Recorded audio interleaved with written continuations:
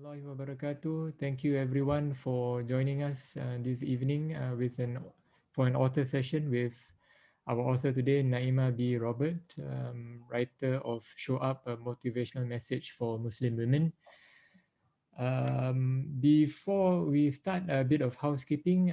Can we keep the questions that you have to the end of the session? You can either type in the chat or you can unmute yourself and speak.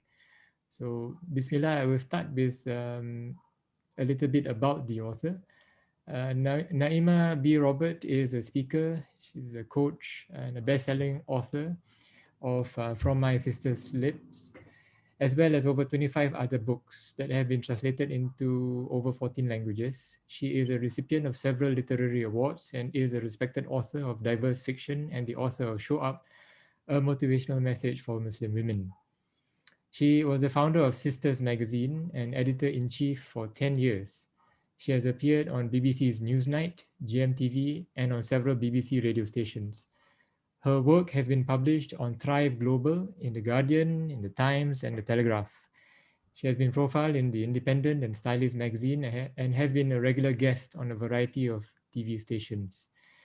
Naima B. Robert, Assalamu alaikum and welcome to Wardah Books. Wa alaikum salam wa rahmatullahi wa barakatuh. It's wonderful to be here. Thanks so much for having me. Thank you for joining us, and thank you for writing this book, and thank you for all the work that you've done throughout the years, in writing and nurturing communities of writers and readers. Just for our audience, you are now in the UK, right? Yeah. Yeah, so it's about noon where Sister Naima is, and in Singapore it is 8 p.m. So the book launched a few weeks ago. How has the response been in your part of the world?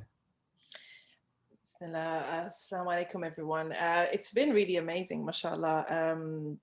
I'm still surprised and grateful by the messages that I receive from sisters who've read it and have found it to be just what they needed. In terms of, the launching of the book, we had a lot of fun with the launch. Alhamdulillah, we hit #1 on our Amazon category a week after the book launched, and we just had lots of support from people like yourselves and Mufti Menk and a lot of other people, mashallah, who work together to make it happen and continue to tell more people about the book. So alhamdulillah, people are getting the book, they're reading it, they're going through it, they're answering the questions, and they're getting their breakthroughs, which is really what I wanted.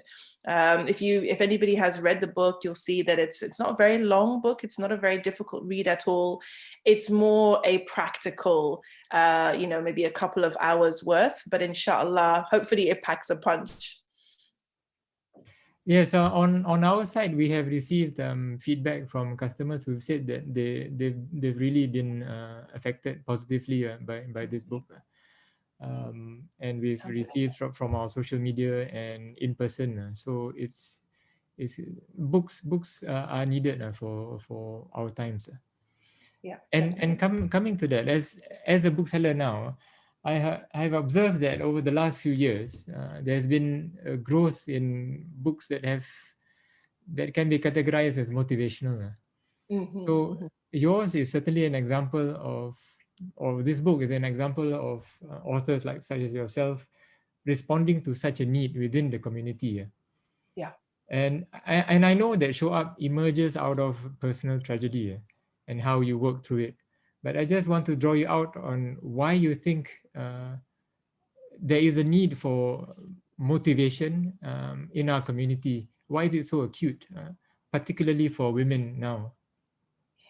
That's a great question. And I think really what I see happening sort of in the culture, if you like, is people are trying to better themselves and to achieve their fullest potential in a way that maybe previous generations were not able to do. Like they didn't necessarily, because for a very, very large part of, most of our society's history, for the majority of people, securing basic needs, securing, their families, and just having a base level of sort of love and belonging was what most people could aspire to, right? Most people were not trying to find, for example, a marriage that fulfilled all their wildest dreams, or a job that kind of, made them feel excited to wake up in the morning and gave them this fulfillment. These are very, very modern ideas and very, very recent ideas. And I think that within the Muslim community, obviously we are part of the wider society, we're part of the wider world. So this idea of personal growth and personal development, alongside sort of, seeking knowledge, etc., is a product of our environment. Already how the Tony Robbins and people like that have been for a while now, putting this idea that you as an individual can surpass your current situation. You can do better than you're doing now. You can be better than you are now. And I just think that that general environment is something that the Muslim community has absorbed. And so when people can fuse the personal growth, personal development, healing work with an Islamic perspective, Muslims just love it because it ticks all the boxes for them, mashallah. Yes, I think that's really hitting the nail on the head. That our society and as our culture, in tandem with all segments of society, need something like this, because we are seeing the change in society from the past to now, and the needs change, and what we need are also changing. But show up draws upon sorry, because we usually think of showing up in terms of showing up for work and for school and for things such as that, but your book highlights a more holistic approach to showing up, such as showing up for family, showing up for society, and showing up for our own deen. So it's a very holistic approach, which caught me off guard. Can you speak more? Can you speak more about this kind of showing up? Sure. I mean, the whole concept, if anybody hasn't yet read the book or doesn't really know anything about it, the whole concept of showing up really is making a decision to live your life full out, to be present, to be mindful, to live your life in an intentional way. That really is what showing up is. And that life, of course, it could be anything. It could be, you're a student. It could be that you have a job. It could be you don't have a job. It could be that, you're a mum, or you don't have kids yet, or you're married, or you're divorced, whatever the case may be. You have a life. That life has the potential to bring you so much barakah, so much growth, so much, so much development. And in order for you to really get the juice out of it, you have to make a decision that you're going to live. You're not just going to survive. You're not just going to sleepwalk your way through. You're not just going to go through the motions and tick the boxes. You're going to really live intentionally, mindfully, and be present. That's what showing up is. It's kind of, I guess, there's a Latin saying, carpe diem, which means seize the day. And it very much is that. That's a saying that has always inspired me. Not really sure why now, but just since I was a teenager, it always inspired me. Seize the day, because the day is all you have. The past is done. The present is not guaranteed. Carpe diem, seize the day today, because that's all you have. You don't know about anything else. So it's along those lines. Carpe diem, yes, you talk about it in the book as well. Yeah. In Western motivational book, there's sort of a celebration of the ego and almost like a pride, which is in Islam is a bit problematic. But in your book, you touch upon this tension between humility and pride and confidence. I think that is the linchpin. Can you speak more about this? I love that, because it is an issue, especially with sisters, with women, I find. You know, there is this idea that if I am pleased with anything, if I'm pleased with, you know, myself or something that I've done, then this is pride, this is kibr, this is arrogance, and this is not a good thing. And one of the reasons why I realized that this was an issue is because in my program, one of the things that I get my students to do is to acknowledge themselves on a daily basis. And I remember one of my students pushing back and saying, like, why am I acknowledging myself? Like, I haven't done anything, you know, like I am not anything. I haven't done anything to acknowledge, like, why am I doing that?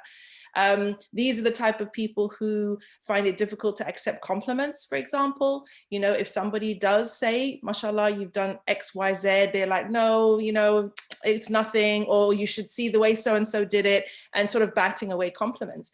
And anybody who's in the audience now who is watching this, who finds themselves uncomfortable with any kind of acknowledgement or praise or thanks, because they feel that maybe this will make me ungrateful, this will, you know, make me into a bad person, a person I don't want to be. I always ask this question: those things that people are acknowledging you for, right? Whether it's ability that you have, a talent that you have, something that you did, where did it come from in the first place? It came from your creator. It's a gift. It's literally a ni'mah that you have. Not everyone has that, but Allah chose to give it to you specifically. So when you acknowledge the ni'mah of Allah, is that not merely shukr? Is that not merely hamd? So this is, I get my clients to reframe the idea of, you know, pride in the self and that kind of thing, because it's not about being prideful in oneself. It is about acknowledging the mercy and the blessings of Allah on you, that he's given you the ability to do this, that he, you know, he allowed you to do that, that he created you, that person who does X, Y, Z, these great things. And you'll find that the more you acknowledge the khair, the more you acknowledge the times that you actually did do the right thing, you did make the right decision, and you, at every time it's going back to Allah subhanahu wa ta'ala, your sense of self changes. You do not you move away from where many of us are and where society kind of wants us to be, which is in a space of you know, comparing yourself to other people and finding yourself lacking, criticizing yourself, you know, saying that you know, having that negative conversation inside your head. I'm not good enough. I'm not fast enough. Why haven't I done this yet? I never do this. I always do that. And all of that negative self-talk. When you can focus your attention on the good in you and the good in what you do and how you show up and in your life, it changes your perception of yourself. And that self is a creation of Allah. So valuing that self is worshiping Allah. So I find it's an interesting conversation. And when you tell people in that way, then they're like, oh, I never thought about it that way. But that's the only way to think about it. If we have any gifts or talents whatsoever, we know they came from Allah. So the question is, what are you going to do with them? Are you going to deny them and pretend that they're not there for fear of being prideful? Or are you going to accept them, acknowledge where they came from, and make a decision to honor them? I think that's really where I like, you know, to go with that. MashaAllah. Thank you for that response. Speaking about gifts, you are a gifted writer, and you've been writing for years, from the time of Sisters Magazine and all that, and consequently this book flows really well, and you almost accidentally finished the book. So I love that. MashaAllah. but what is nice is that you put in little milestones or markers in the text that suggests places to pause for reflection. So I always love slow meditative reading. So I appreciate these pauses. Can you tell me about these pauses and how they may be used for a reader? Certainly. As I said, the point of this book really was not for somebody to just read it and put it on the shelf and say, that was nice, mashallah. It is like a coaching manual. Okay, when you read it, I'm sure you can imagine me saying these things to you, because the whole point of it is for you to get your breakthrough, you as the reader. Yes, I do tell some of my personal stories in there, but it's by no means a memoir. It's not about me. This is about you, because it's, you know, it's a decision that, you know, I invite everyone to take, to show up for their life, to understand what showing up is, you know, to decide to live mindfully and fully. Because I think the more people in our society do that, the happier we will be as a society, because then everybody understands their power. I think that's really the most important thing for me, is that, again, the whole idea of showing up is for you to acknowledge yourself as the hero of your life story and not as the victim. So if we have people in our society who value themselves and honor themselves and respect themselves, who value their lives and their roles and responsibilities, we will have a healthier group of people. We'll be working with a healthier group of people, healthier families, inshallah. And I know, because I've seen the impact of the work that I do with the women, how it impacts their marriages, how it impacts their children even, as well as, you know, the wider society. So, you know, the whole point of the book is that it is a coaching manual for you, and for you to make the most of it. Read it, ask yourself the questions, engage with them. There is a downloadable workbook. The link is at the back of the book, and you can go and you can download that. And I actually, in the workbook, I go into even more detail. So there's even more time for, and I ask more questions, and just really for you to spend that time reflecting and coming to your own conclusions and understanding things and making sense of things for yourself, so that you can, inshallah, be a better version of yourself, just as a result of having engaged with the book, inshallah. So have these reflection questions arisen out of your workshops and out of Yeah, your sessions? I see. yeah, yeah. Uh, are there any specific examples of the reflections that you want to speak about? I think one that I really enjoy getting people to engage with is, you know, what limiting beliefs you may Mm. be holding. Because I talk about limiting beliefs in the book. I mentioned my good friend Layin Kasani and a workshop that I did with her. And, you know, in there, I ask, you know, you, the reader, to really have a think about the types of beliefs that you hold about yourself. You know, I never do this, I always do that, I could never do this, you know, I should do XYZ. And look at those beliefs and see, you know, are they helping you towards your goal, or are they holding you back? Are they limiting you? Are they selling you a story about yourself that is not what you want? Because the whole point about, you know, the bedrock of this work, and just all personal development work, is that, alhamdulillah, Allah subhanahu wa ta'ala created us as human beings with the ability to choose. We have free will. We're not like animals. Animals are programmed to the, you know, to the letter. This happens, they respond this way. You know, when this happens, their instinct kicks in and they do this. Human beings are not like that. Yes, we have some instinctual things, but more so, we're programmed by our education, by the way we were raised, by our culture. And we can reprogram ourselves. That's something that we have the ability to do. We can change our programming. We can rewire our brains. So a lot of what I talk about in the book is about rewiring, because a lot of the time we may not have been wired from childhood to maximize our potential. So if we do have limiting beliefs, if we have negative stories that we tell ourselves, the good thing is that we can change that. And I did a workshop with some young girls yesterday, and I was explaining to them that because we have this free will, that between an event happening, something taking place, and you responding to that, there is a pause there. You make a decision in that. Stephen Covey talks about this in 7 Habits of Highly Effective People, where he talks about the power in that pause, where you get to decide how you're going to respond to this thing that's happened. So I was saying to the girls that what you need to understand is not that something happens in the world and you feel a certain way and that's fixed. A bad thing happens, you feel bad. A lot of people think that that's how emotions work, but that's not what's happening. What's happening is that something is taking place. you are understanding it in a particular way, and the thoughts that you're having are making you feel a particular way. And then now the emotions now impact your experience of and your perception of your life in general, or this particular situation. And that's a very, very powerful distinction, because if you can change your thoughts, you can change the way you feel.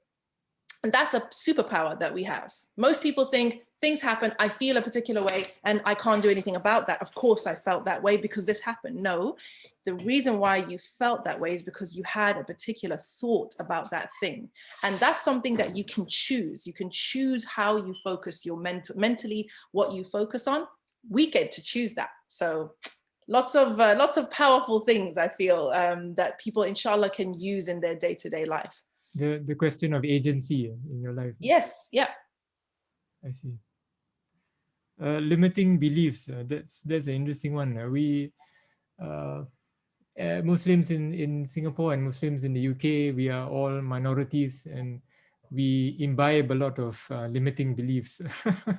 Yeah. So Yeah. it is important for us to show up, define ourselves, and shoot for the stars. Exactly. You know what you said about defining ourselves, you know, and you mentioned, you know, being a Muslim minority. I remember I did an interview once, and the brother said to me, "Oh, you know, you're a woman. What do you say? You're a woman, you're a revert, you're black, and you wear niqab. Like, you're the bottom of the pile." I said to him, "Bottom of what pile, brother? What?" Excuse me? Like, where did you get that idea from? I'm sorry. That may be your perception. That may even be society's perception, but I don't subscribe to it. I don't accept it. Not a single bit of it. I said, I'm blessed that I'm a woman. I'm very grateful Allah created me a woman. Alhamdulillah. I chose to wear the niqab, and it suits me just fine. I'm proud of the fact that Allah made me from an African family, you know, and that He guided me to Islam. Why should I feel any shame about that? If you think that there's a problem with any of those identities, that's your problem. But your problem is not going to limit me. So don't put your issues on me, because I'm not going to imbibe that and make that part of my identity. I choose. I get to choose, like we all do, alhamdulillah. Alhamdulillah. Yeah, you talk about being the hero of your own story. That ties in here quite nicely. Don't let anyone else define it for you. Yep, exactly. So thank you for that You're anecdote. welcome. I'm just wondering if now would be a good time for audience questions. That'll be Naima, cool. what do you think? Is Yeah. it okay? Let me see. I'm looking at the chat. Let me see. A lot of compliments about the book, and people are very happy with the book and with Sisters Magazine. Alhamdulillah. Yes. Okay, there's one question here from Fatima. She's asking, I find myself always trying to rewire my thoughts, but always fall back to the same habits. I think this is quite familiar with all of us. Yeah.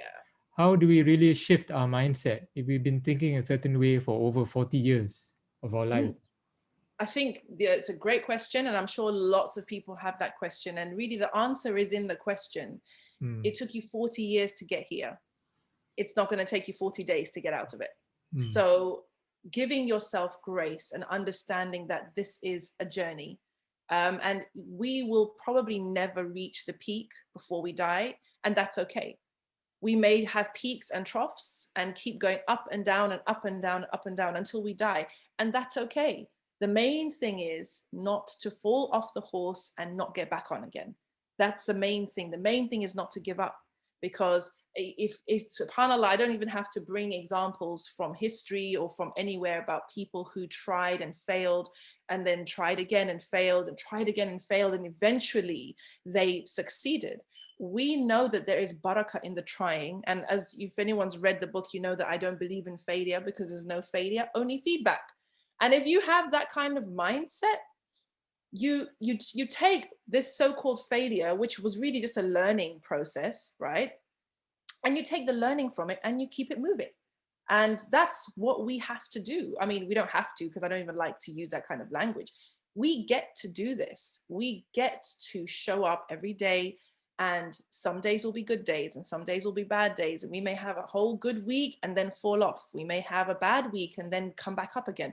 The most important thing, sis, is firstly, don't make it mean anything more than it does. If you've had a bad day, that's all it is. You've had a bad day. You get to press reset and say, inshallah, tomorrow will be a better day. Not what some people do, which is, oh, I knew I would not manage, why do I always do this? This is exactly the reason why I'm in this situation, and da, da, da, da. They make it mean more than it does. So when you give meaning to things, you have to be very careful, because if you falling off for one day or for a month, or you had a great exercise regime and you fell off, and you allow yourself to make it mean that you are not consistent enough as a person, that you will not achieve your goal, and that you're not XYZ, what's going to happen is it's going to dent your confidence, and it's going to make you reluctant to get back into your routine, right? Because now there's all this negativity and negative emotion that is impacting the way that you feel about this thing. And the last thing that you want is negative emotion for things that don't deserve negative emotion. It is what it is. Giving yourself that grace. I talk about this in the book. I think it's in the Go with the Flow, or Be in Flow, where sometimes you need a break and it's okay. Other times you need to give yourself a kick up the backside and get moving, and that's also okay. But you don't ever be the hardest on yourself. That's something that I strongly advise, all my students and clients to say, look, you need to be your own best friend. Your best friend can be firm with you sometimes, but she still loves you, and she still believes in you, and she still is rooting for you all the way. That's how you want to be with yourself. Okay, not the critic or the mean girl or the one who's trying to sort of cut you down, because some of us have got that in our heads as well. Some of us have got a mean girl inside our heads who makes us feel even worse about ourselves. We need to get rid of the mean girl and bring in the best friend. So I think I talk about this in the book as well. Just waiting for more questions. Thank you for that answer. Just to update everyone that the book was sold out a few minutes ago, so so it's now on pre-order. Inshallah, Kube will be sending us more copies by the end of March. Inshallah. Alhamdulillah. There's this one. is a great question here. Yeah. What are some things that deserve negative emotion? Is a out of the box question. Yeah. Yeah. I like that, because in general, I'm not keen on negative emotions, because I feel their energy is very heavy, and heavy energy isn't great. But sometimes anger, for example, may be justified. Sometimes jealousy might be justified. Sometimes guilt is justified. However, you'll find that staying in any negative emotion is not healthy.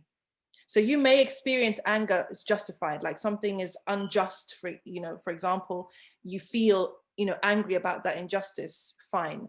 But staying in that anger is unlikely to produce positive results. It's the same with guilt. You do something wrong, you hurt someone, you feel guilty. Yeah, it's good that you feel that guilt because it shows you have a conscience. However, you can do something about that. You make istighfar, you apologize, you make it up to the person. You don't stay in the guilt, because staying in the guilt, again, is not helpful. It's not productive. And I can't think of any negative emotion, frustration, panic, fear, apathy, disappointment, any of these things. I can't see any benefit in staying in any of those emotions. Feeling them, fair enough. Acknowledge your feelings. We're not here preaching toxic positivity here. You will feel negative things. The question is, do you want to stay there? If you don't want to stay stuck in that emotion, understand that you have the power to change. You have the power to get out of that emotion and move into something that is more useful to you, one, and two, that is going to bring you more barakah. Because it's interesting, if you look at I have an emotions wheel that I share with my students in my course, because I want them to see the whole plethora of negative emotions and positive, because they are many, many, many. But the interesting thing is, none of the negative emotions take us back to Allah. Only the positive ones lead us back to Allah. The negative emotions, as I said, I just named them: shame, guilt, jealousy, anger, rage, frustration, disappointment, grief, sadness, etc. Very, very few, maybe grief, maybe, but even then, grief is something that we feel, like all the emotions, we feel them, but staying stuck in that emotion rarely leads to a healthy outcome and rarely leads us back to Allah subhanahu wa ta'ala. Because, for example, if you are disappointed by something and you stay stuck in that disappointment and you feed that disappointment and it grows and it grows and it grows, where is the hope in Allah's plan? Where is the tawakkul? Where is the iman? Where is anything that is going to take you back to Allah? All there is sadness and feeling bad and feeling heavy and feeling hard done by and feeling like you're a victim. That doesn't help the believer in any shape, size, or form. So that's my take on the negative emotions. Actually, it's a really great question. I haven't been asked that before, but we will feel the negative emotions because it's natural, but staying stuck in those emotions is not helpful for you in this life or in the next. Thank you for that. The next question we have is, what's your take on dealing with toxic environments? I think specifically toxic work environments. Right. So in the book, I talk about the sphere of the circle of influence and the circle of concern, right? And there are some things in our environment that we can impact, and there's some things that we can't impact. The first aspect of our environment that we can impact is ourselves, is our own mental state. Okay. So if you are in a toxic environment, there may be few things that you can do to change that environment aside from, well, maybe firstly, there may be things that you can do to change the environment, in which case, Bismillah, go ahead and do them. If there isn't anything that you can do to change the environment, then you have a choice. You stay in the environment and you make sure that you protect your own mind space, or you leave the environment. Either way, there's a consequence. And the thing is about life is that there's always a consequence for every choice. Sometimes we tell ourselves that only, if we have two choices, only one of them has a consequence. The other one, if I can make that choice and not pay the price. No, every choice has a consequence. So in this environment, for example, in this example, if the environment is so toxic that you cannot maintain your mental stability and your emotional well-being, then you may need to leave that job. Now, somebody would say, but that's too much, that the cost of that is too high. I'm not prepared to pay that cost, right? Fair enough. But understand that staying in that environment also comes at a price. So you have to decide which price are you prepared to pay. And there's no right or wrong answer. It literally is, what do I want and what am I prepared to pay for what I want? If I want stability in my job, or I need money, or I can't afford to not be in a job right now, then that's a choice. But then understand that the price that you pay for that could be your mental health. It could be your emotional stability. So you need to be aware of that in order to be able to mitigate that damage. I don't know whether that answers your question at all, but this is the space you need to protect. This is the space. Inshallah, thank you. SK says that it does help her. We have another question from Fifi. I think you might get this question quite a lot. It's asking about, you write and you're a mom and you're a CEO. I feel exhausted after working most of my day and then coming home to children, housework, etc., etc. After reading your book, I tell myself to show up, but I feel so physically exhausted. How do I do it? Right. So the first thing that we're going to do is that you're not going to compare yourself to me or anyone else. Okay. That is the first rule, that you have your own lane. What I want for you is to run your own race and run it with all your heart. So if you have the set of responsibilities that you described, really what we need to be doing is looking at, okay, what are some small changes that I can make to ensure that I show up just one level up in the life that I have now. The life I have now, not comparing myself to anyone else, not looking at how so-and-so does it, or this one is doing it, or how come she's still doing that? I'm so exhausted. I could never do. No, no, no, no, no. We're not even having a conversation like that. You look at your life. That's your race that you have to run. You run your race in your lane. And what you want to be able to do, sis, is look at your life and say, okay, what are small changes that I could make? Even if you just start with intention, because that's step number one in showing up, is being intentional. So I don't want you to exhaust yourself. And if you read the book as well, you remember that I talk about the comfort zone, and I talk about the difference between the comfort zone and the rest zone. Because if a mother, for example, is physically exhausted, and so physically exhausted that she, for example, this happened to me. I remember I had my 5th child, and I decided to embark on a master's degree. Don't ask me why. And it was an absolute nightmare. It was so difficult to manage the household and this baby. I found myself in a situation where I was sort of asking my friends to take her. I didn't want her around, because when she was around, she started, you know, when they get a bit older and they're not going to sit in the chair anymore and they want to start moving around. And I was panicking because I had so much work to do for my program, for my course. Now, I'm only sharing this because this was my thought process and my decision. I'm not saying that if it was you, you should have done what I did. But for me, the fact that I was not able to be the mother I wanted to be because of this master's degree that I didn't really need anyway, I made the decision to leave the master's degree. And I was like, it's not worth it. This is just me. Yeah, it's not worth it.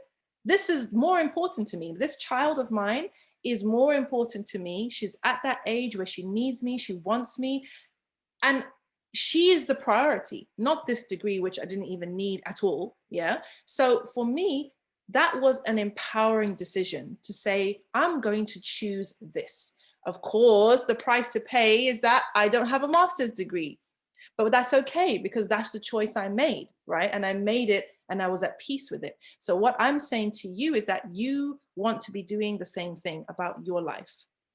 Where can you show up more? How can you start with being more intentional? Okay. And read the book.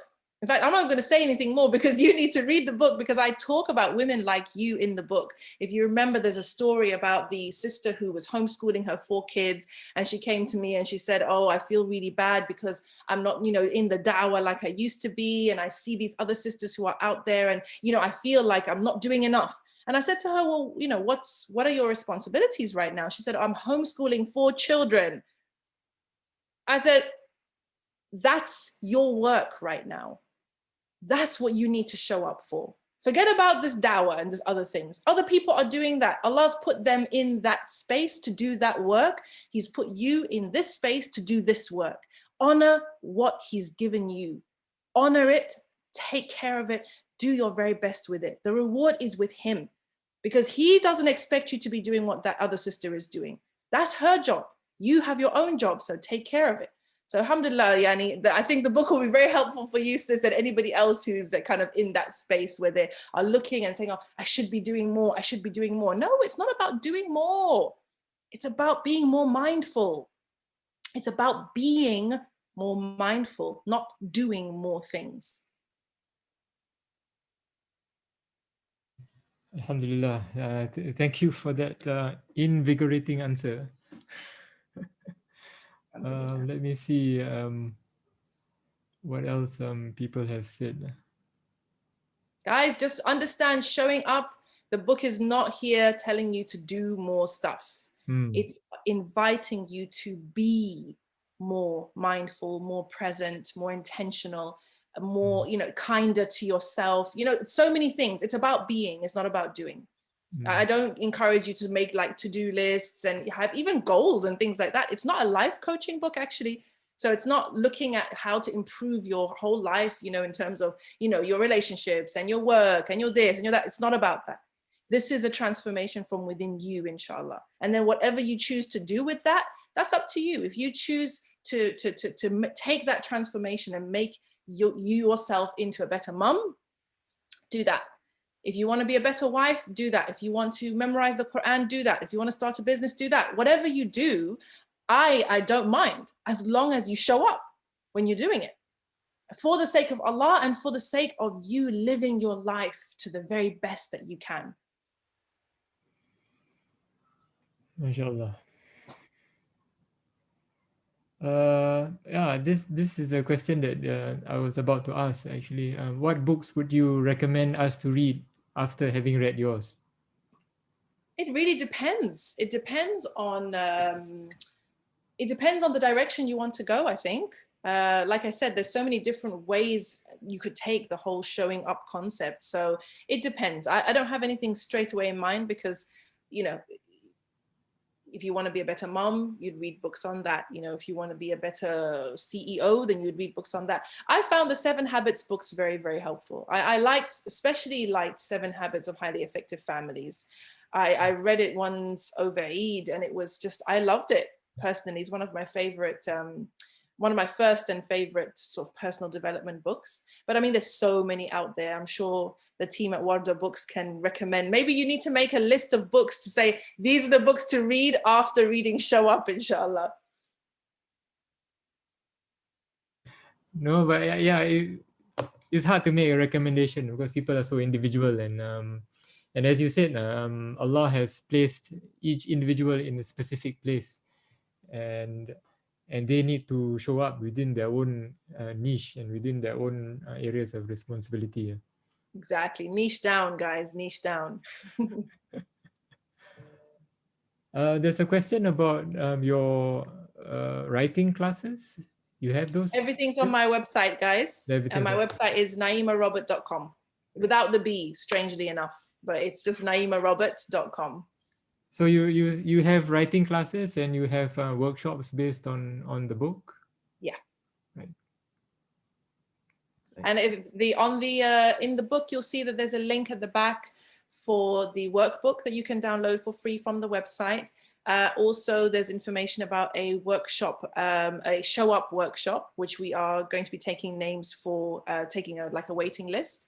So once you buy the book, you actually can claim your free ticket to this workshop. So that's going to be really good, inshallah, as well. I see. There's one question, is a variation about what books would you recommend, is what are your favorite reads? You already mentioned Stephen Covey's, but maybe broader subjects, and doesn't have to be this subject. What are your favorite reads? I went back to High Performance Habits. I started reading that again, Brendan Burchard. It's hard for me. I get so little time to read. It's actually a shame. It's actually a disgrace. Miracle Morning. I think I mentioned a lot of them in the book, actually, because I read a lot of them for this, in order to write the book. I have some novels that I have read so many times. Joy Luck Club. Joy Luck Club is one of them. Minaret by Layla Abu Layla as well. It's one of my favorites. Yeah, subhanAllah, like I said, guys, I can't say, I have so little time to read. So I'm not the best person to ask about this right now. Hopefully things will change, inshallah. Right. Any other questions? You can just pop it in the chat.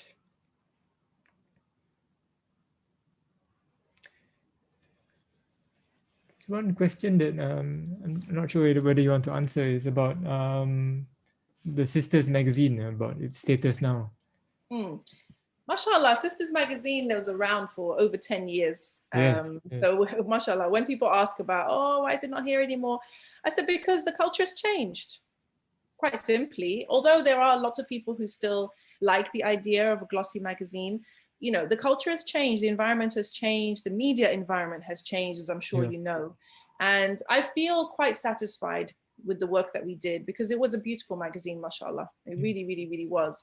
And it was at its time, it was groundbreaking, talking about a lot of things that were not being spoken about in the community, the level of the writing, the level of the design. It was, it was superlative, mashallah.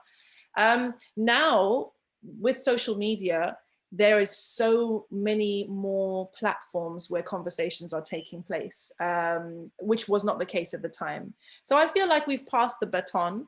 I feel like other people are having those conversations, are hosting those conversations. And, you know, just in general, people have more ability to talk to each other, because when Sisters Magazine was around, all we had was Facebook. And things have really, like, you know, have just grown exponentially since then.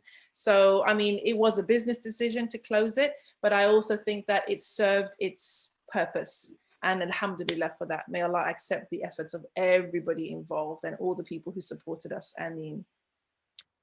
Right. Yeah, that's a good point. The media environment now is not really conducive for magazines such as Sisters, which is a bit of a shame, because I'm sure it served as a petri dish for aspiring writers. It did. It did. Lots So, of them, mashallah. Mm. so how? But now there's other places that Right. do the same Right. thing. Yeah, that are doing exactly the same. It's not like Sisters Magazine closed and then there was this void. There Right. isn't a void. There's lots of different magazines now everywhere, you know, on different platforms. Yeah. So alhamdulillah. But there's nothing like the pressure of a publishing deadline to get you.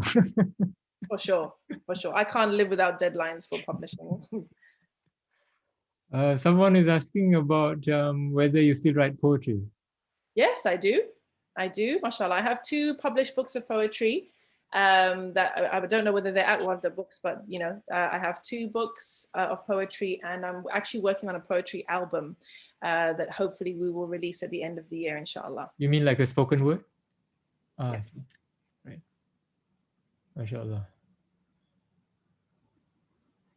Very excited about that. There's someone is asking about, can you talk about another negative incident that occurred to you and how you turned it positive? Another meaning, okay, right. I talk about, you know, I talk about several in the book actually, Yeah. but you know, negative situations are going to be happening all the time, you know, all the time, because that's life. And it really is about your lens. You know, what do you take that to mean? Some of you, if you follow me on social media, you'll know that I remarried after my first husband passed away, and we separated. And the the way that divorce is seen in the community is like this kind of cataclysmic event, this devastating event, such a shameful thing, and all of these things. For me, it's just part of the journey. Sorry to say, if people find that uncomfortable, it's a part of the journey. Good things will happen, bad things will happen. Children will disappoint us. Children will make us proud. You know, parents will be angry with us. Parents will be pleased with us. It is what it is. You know, what I'm not going to do is allow any of those things to define me. Because, for example, I had a client, and she was having big problems with her in-laws. And every time she would go to visit them, they wouldn't give her salam, and they wouldn't speak to her, and they kind of ostracized her, because I think it was because she hadn't conceived yet. Right? Crazy. Anyway, I said to her, how do you feel when you go there every Friday? She said, it's the worst part of the week for me, because I have to go amongst these people that I know do not like me, do not respect me, make me feel small, make me feel worthless, etc., etc. And really, for her, what she eventually decided to do was to set some boundaries, where she said, I don't mind going to see your family, but I expect to be at least given salam and treated cordially. And if they can't do that, then I'm not prepared to abide by their request of going there every Friday. Now, some people might say, oh, astaghfirullah, you know, it's the in-laws, it's this and that. But what I said to her was that negative behaviors on the part of other people continue when they are enabled. If nobody calls out the bad behavior will continue. Now, again, remember what I said, ladies, there's always a choice, and every choice, there's a price to pay. So you can either choose to avoid a confrontation and not say anything about the negative behavior and continue to subject yourself to that emotional abuse, really, or whatever.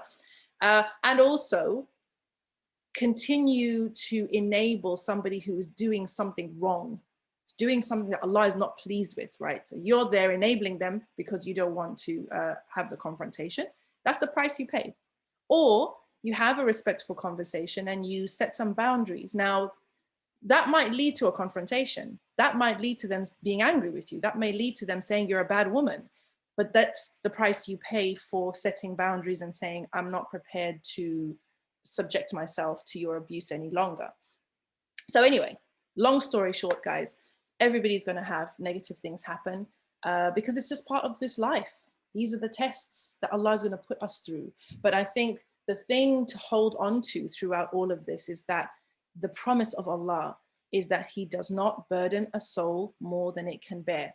That is a rock solid gold standard promise. He will not burden a soul more than it can bear. So if He's brought you to it, He will bring you through it. That needs to be your mindset, because if you have that mindset, no matter what happens in your life, you will know and believe and have full yaqeen that this may be difficult, this may be not what I wanted, this may be painful, this may be, scary, but I know that there is khair in this for me. And there's a hadith that I mentioned in the book, which is one of my favorite hadith, how amazing is the affair of the believer. When good happens to him, he is grateful, and this is good for him. And when a trial afflicts him, he is patient with it, and this is good for him. And this is true for none other than the believer. So this is life, guys. You can call it philosophy, you can call it iman, you can call it deen. It is what it is. But we just need to live by it and remind ourselves of it all the time, because this life is hard enough as it is. If we can hold on to these aspects that our deen has taught us, inshallah, it will be a less rocky ride, bi'idhnillah.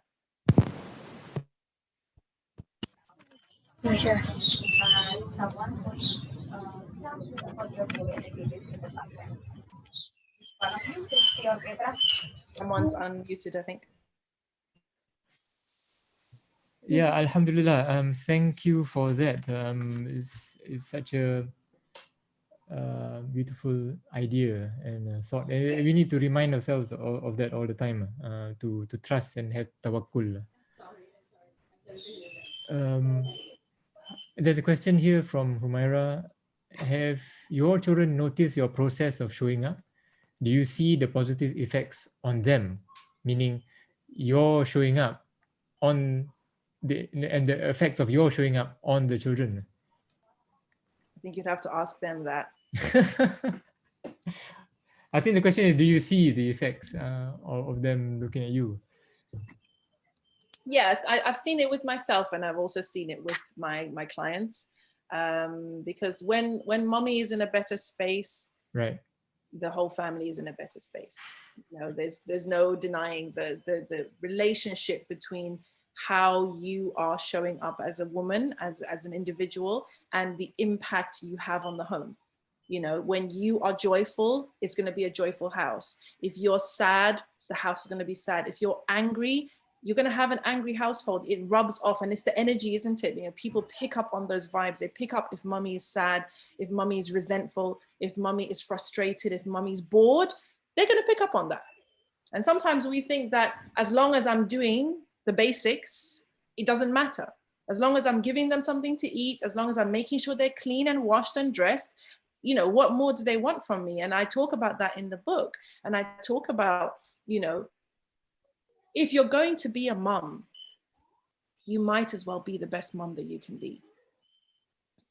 Otherwise, what's the point? You might as well give your all, because if you don't give your all that's going to happen is your potential will be wasted, and those children will never get to experience the awesomeness of you. And so holding back on that, or all the things, the opposites to showing up, wearing a mask, pretending to be someone you're not, going on autopilot, sort of numbing yourself and all of that, you're not doing anyone any favors. In fact, you're robbing the world of the awesomeness that is you, your authentic self. Thank you. I'm very conscious of the time. It's coming up to the top of the hour. I wonder if there's anything you want to say to close this invigorating session. I think just once you get the book, guys, make sure that you get the workbook, download the workbook. and sign up for the workshop as well, inshallah. Follow me on social media to see information about programs that I'm running and that kind of thing. And also we've got so many wonderful things related. I've got new video series out that's inspired by the book, but is not reading from the book. It's motivational videos. So yeah, follow me on socials, get the book, engage with the book. Most importantly, let me know how it's going for you. And inshallah, I'll see you guys on the other side. Hopefully see you all in the workshop as well. And to look out for your audiobook. Oh yes, inshallah, it's coming hopefully before the end of the month, inshallah. On what platforms will it be? All the platforms. Right. Yeah. Right. So thank you so much for spending your lunchtime with us. And, thank you for being such an inspiring person. And I hope we have stock of the book very, very soon. Thank you so much, guys. Jazakallah khairan. Assalamu alaikum wa rahmatullahi wa barakatuh. Alaikum salam wa rahmatullah.